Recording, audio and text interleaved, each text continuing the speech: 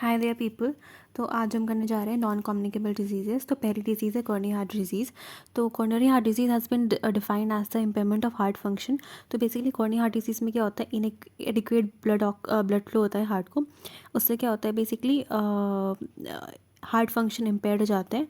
और उससे बेसिकली क्या होता है, बेसिकली एक्चुअली में क्या होता है कि ऑब्स्ट्रक्टिव चेंजेस होते हैं coronary circulation of the heart में।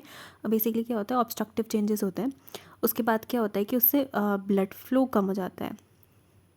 ठीक है, ऑब्वियसली अगर कोरोनरी ब्लड वेसल्स है जो ऑक्सीजन प्रोवाइड करती है, देन वो ही ऑब्स्ट्रक्ट हो जाए तो ब्लड फ्लो कम हो जाएगा, तो उससे हार्ट फंक्शन इम्पेयर हो जाते हैं।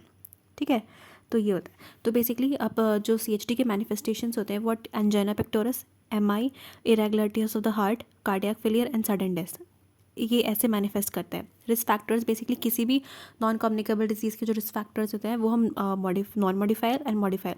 Non modifier that can not be change, जैसे कि एज हो गया, एज के साथ रिस्क बढ़ता है। सेक्स यूजली हमारे पास मेल्स में ज़्यादा होता है। ठीक है, देन फैमिली हिस्ट्री पे डिपेंड करता है, you can not modified. Genetic factors, type A personalities, इनको स्ट्रेस लेने की ज़्यादा आदत होती है। ठीक है, then cigarette smoking modified risk factor है because you can control it. High BP, serum cholesterol, because you can just lower down your cholesterol level by changing your diet. Diabetes is also risk factor. और then उसके बाद obesity, sedentary habits जैसे कि physical activity ना होना। ठीक है, stress, and then ये लिखा हुआ है। ठीक है, नेक्स्ट पेज पे आते हैं। देन आते हैं वहाँ पे स्मोकिंग पे। तो बेसिकली हम पहला मॉडिफाइड रिस्क फैक्टर पढ़ने जा रहे हैं। स्मोकिंग जो होता है ये मेजर CHD रिस्क फैक्टर होता है, ये मॉडिफाइल होता है। ठीक है, बेसिकली डिपेंड करता है कि तुम कितने नंबर ऑफ सिगरेट स्मोक कर रहे हो। It is directly proportional to CHD। ठीक है, filtered cigarettes are even not protective. फिर उसके बाद होता है डेथ का रिस्क कैसे बढ़ता है सेजेशन ऑफ स्मोकिंग पे। If you stop smoking then अगर तुमने 1 साल तक सिगरेट स्मोक नहीं की, देन रिस्क काफ़ी ज़्यादा डिक्लाइन हो जाता है। अगर 10 to 20 ईयर्स तक तुमने नहीं किया तो risk is as same as non smoker. ठीक है, ये होता है। अब आते हैं 5 hours of quit tobacco, relevance of quitting, risk of quitting, reward of quitting, road block to quitting and repeat at each visit. ठीक है, then hypertension is again a major risk factor.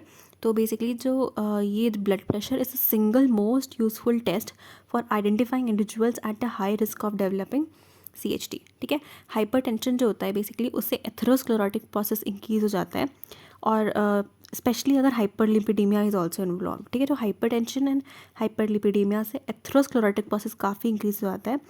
तो that causes basically coronary obstruction और फिर बाद में CHD। ठीक है, तो और सिस्टोलिक SBP जो होता है is better indicator than diastolic BP। फिर सीरम कोलेस्ट्रॉल जो LDL होता है ये बेसिकली डायरेक्टली प्रोपोर्शनल होता है CHD से, लो डेंसिटी लिपिड। ठीक है, very LDL very low density, ये भी बहुत स्ट्रॉन्ग एसोसिएशन रखता है विद पेरिफेरल वास्कुलर डिजीज।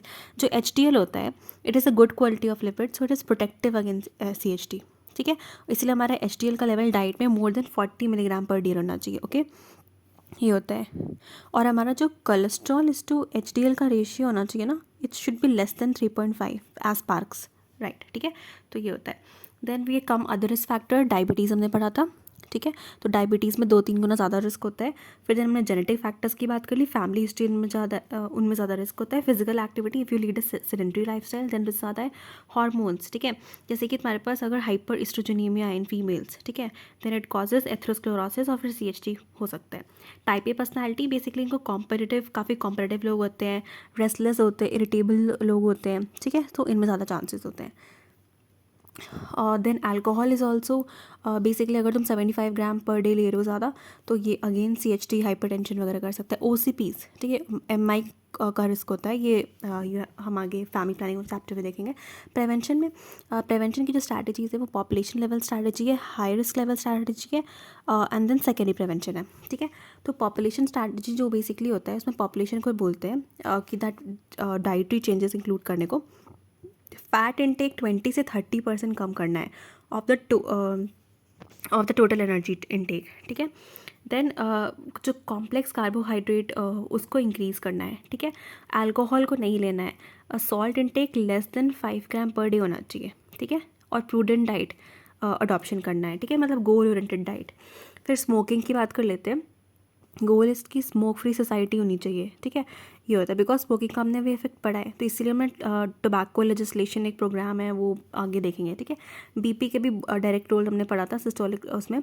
तो बेसिकली प्रूडेंट डाइट हम लेने हैं जिसमें कि हम सॉल्ट इनटेक कम करते हैं और हाई अल्कोहल इनटेक भी कम करते हैं, रेगुलर फिजिकल एक्सरसाइज करते हैं, वेट कंट्रोल करते हैं, तो this is BP. Physical activity. Then primordial prevention क्या होता है बेसिकली? प्राइमोडियल प्रिवेंशन बेसिकली क्या होता है कि हम when the risk factor is also not present, तब, ठीक है। तो बेसिकली अपनी लाइफस्टाइल पैटर्न चेंज करो। हाई रिस्क स्ट्रैटेजी बेसिकली क्या करते हैं हम? हाई रिस्क ग्रुप में स्क्रीनिंग करते हैं, जैसे बीपी की स्क्रीनिंग, स्मोकिंग, कोलेस्ट्रॉल लेवल जिनमें ज़्यादा है, फैमिली हिस्ट्री जिनकी होती है, हिस्ट्री ऑफ ओसीपीज, इनमें स्क्रीनिंग करते हैं, ठीक है। देन हाइपरटेंशन को ट्रीट करते हैं, हाइपरलिपिडीमिया को ट्रीट करते हैं, ठीक है। ये होता है। और फिर उनको स्मोकिंग इंटरवेंशन, स्मोकिंग को रोकने के लिए इंटरवेंशन करते हैं। सेकेंडरी प्रिवेंशन क्या होता है basically? Early diagnosis plus treatment, ठीक है। तो अर्ली डायग्नोसिस एंड ट्रीटमेंट, तो बेसिकली इसमें क्या होता है, हम अर्ली डायग्नोसिस इसलिए करते हैं ट्रीटमेंट ताकि हम प्रोग्रेशन ना कर सकें। इसमें हम क्या करते हैं? अर्ली डायग्नोसिस और ट्रीटमेंट में क्या करते हैं? एंटी हाइपरटेंसिव ड्रग्स देते हैं, एंटी कोलेस्ट्रीमिया ड्रग्स देते हैं, और ट्रीटमेंट में हम सर्जरी भी करते हैं, ठीक है। कोरोनरी आर्टरी रिवास्कुलराइजेशन, ताकि वो ऑब्स्ट्रक्शन हट सके, ठीक है। And pacemakers. Tertiary prevention में बेसिकली क्या करते हैं हम? वो करते हैं ना, डिसेबिलिटी रिमिटेशन प्लस रिहैबिलिटेशन होता है ना, तो इसलिए physical, mental, social rehabilitation, specially of patient who have undergone surgeries, ठीक है। तो हमने कंप्लीट कर लिया।